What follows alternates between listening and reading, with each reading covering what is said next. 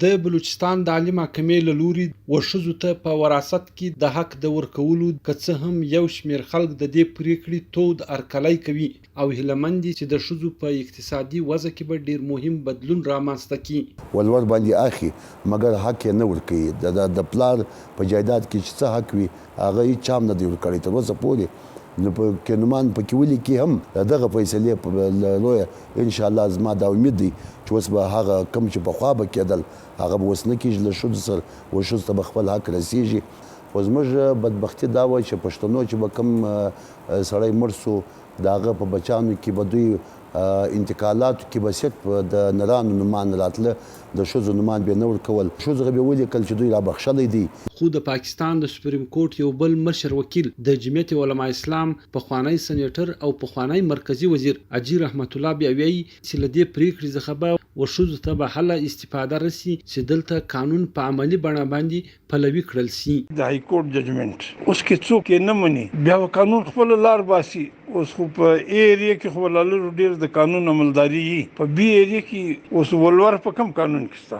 د رشتہ داریانه چې کیږي انجلۍ څه اختیار د ځان غریب لري د څورس کال انجلۍ د اویا کال وسړي ته نه کښینول لیکن دا غي څه چاپشتنه کړي د ججمنټ چې کوم دا ورډینګ ویل دي په هغه کې خو یعنی نادر اعلام کې انوالو کړي ده د عملی قانون او د زبانی فرق سره لري خاص کر په قبایلی دغه کې خو شذ ډیر بیوسه او بیا आवाज ده نه شرعي حقوق په صحیح معنا هر چاته رسیدل دي او نه قانوني حقوق ورسیږي.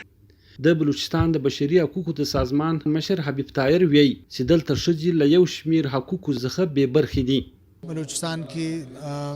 خو بې تعلیمي ډېر زیات ده خصوصا د ښځو کې نو زموږ میل ډومینیټډ سوسایټي دي نو دا ښځو ته رایټس هر سټیج کې د پراپرټي رایټ وي کې نور رایټس وي نو دوی ډېر ډیپرایوډ یو طبقه دي زموږ 50% آبادي دا ښځې دي او د هغو بالکل لږ کنټریبیوشن دی سوسایټي.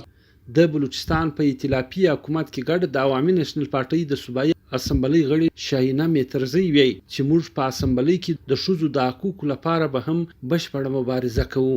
د زنانو د وراثت په حواله سره کوم فیصله کوټ کړی ده نو دا خو د اسلام او د قرآن د فیصلې مطابق کړی ده چې په دې پښتانه سیمه کې به زما په خیال هر ورور خور ته حق هغه وخت ورکوي چې کله خور وغواړي چې زبا د اسمبلی پر فلور هم دا خبره کوم. د ښځو حقوق نه یوازې په بلوچستان کې بلکې په یو شمېر شاته پاتې هیوادو کې نن په 21مه پیړۍ کې هم تر پښو لاندې کېږي. خو د بلوچستان د عالي محکمې له لوري په وراثت کې د دوی برخه لازمي ګرځول د دوی په ژوند کې د لمر د څرک په پرمختګ کې خنډونه له منځه وړلو یو ډیر مهم ګام ګڼل کېږي چې په راتلونکي وخت کې به د دې اغیزې مخې ته راځي. حمید سمسور وی او ډیوا کوټه.